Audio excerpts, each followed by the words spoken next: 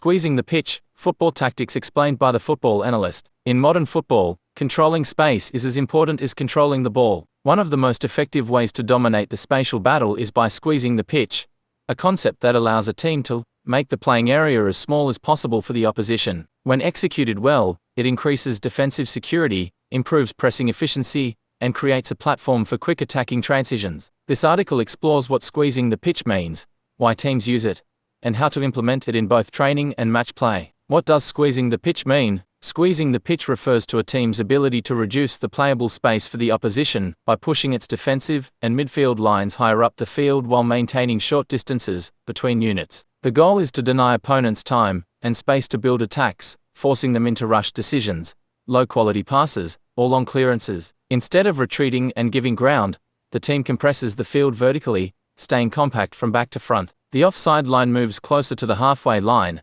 and the midfield and forward lines follow, maintaining cohesion. This principle is dynamic. When the opponent plays a slow sideways pass or a back pass, the first line of pressure immediately pushes up. The rest of the team follows to maintain compactness. With each subsequent pass, the team steps forward even more, gradually forcing the opponent deeper and further away from dangerous areas. In effect, squeezing the pitch allows a team to control where the game is played, keeping it as far from their own goal as possible while creating opportunities to regain possession in high-value areas. Why squeezing the pitch works? 1. Reduces space for opponents by keeping short distances between defenders, midfielders, and forwards. A team minimizes the gaps the opposition can exploit. Central passing lanes are closed, and attackers struggle to receive the ball facing goal. This forces opponents to play laterally or backward, slowing their build-up and limiting creative options. Tight spacing also allows defenders to support each other quickly if an opponent breaks through one line, maintaining defensive solidity. 2. Pushes the opposition back. When a team compresses the field effectively, the opposition has little choice but to retreat toward their own half or play long, often inaccurate passes. This keeps dangerous play away from the defending team's goal and allows the pressing team to regain possession in advanced areas. Over time, repeated squeezing can push the opponent into uncomfortable positions, disrupting their rhythm and forcing them into predictable actions. 3. Creates a psychological advantage. A constantly compressed pitch puts pressure on the opponent mentally as well as physically. Players feel there is no space to operate, which can lead to rushed decisions, poor touches, and panicked clearances. Over the course of a match, this psychological strain reduces confidence and composure, making the opposition more error-prone and easier to dominate. Key principles of squeezing the pitch. To successfully squeeze the pitch, teams must adhere to a few fundamental principles. High defensive line. The backline must be willing to hold an aggressive position, often near the halfway line. To keep the team connected, compact vertical distances. The space between each line, defense midfield attack, should remain short, ideally 10-15 meters. Trigger recognition. Players must recognize pressing triggers such as a poor touch, a back pass, or a slow switch to collectively step up. Communication and cohesion. The entire team must move as one unit. If one line pushes up and another stays deep, large exploitable spaces will appear. Build-up play drills. Playing out from the back with confidence by the football analyst. Building out from the back is no longer just a stylistic choice, it's a fundamental part of modern football. Whether you're Pep Guardiola's Manchester City or a mid-table team looking to control more games, your ability to progress the ball from the goalkeeper into midfield under pressure is crucial. But teaching a team to confidently play out from the back is more than just telling players to stay calm.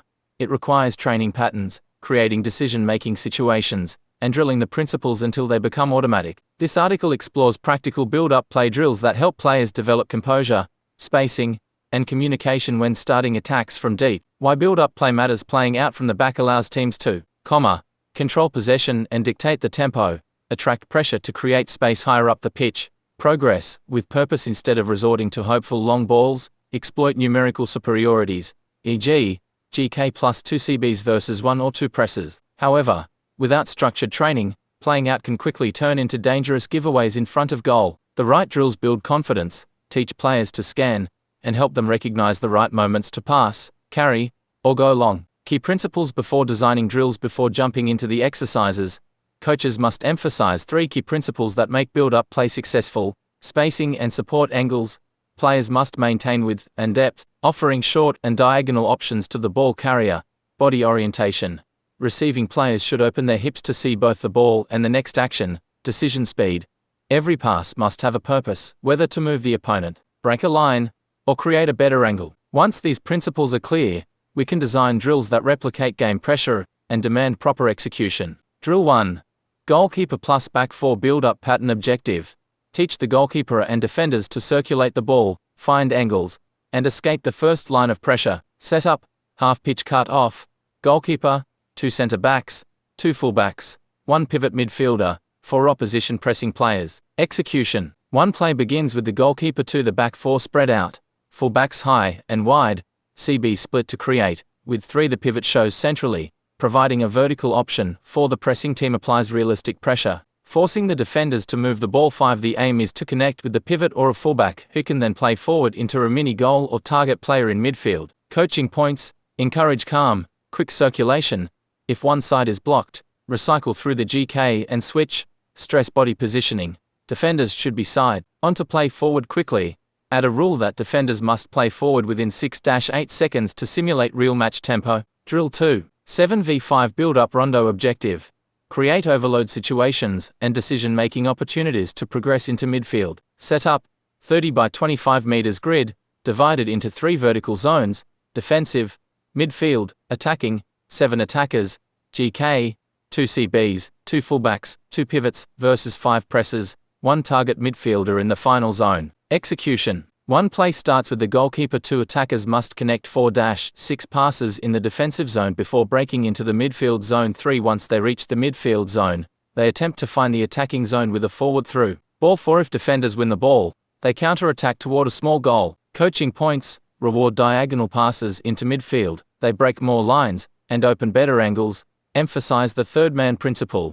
CB pivot fullback to beat the press.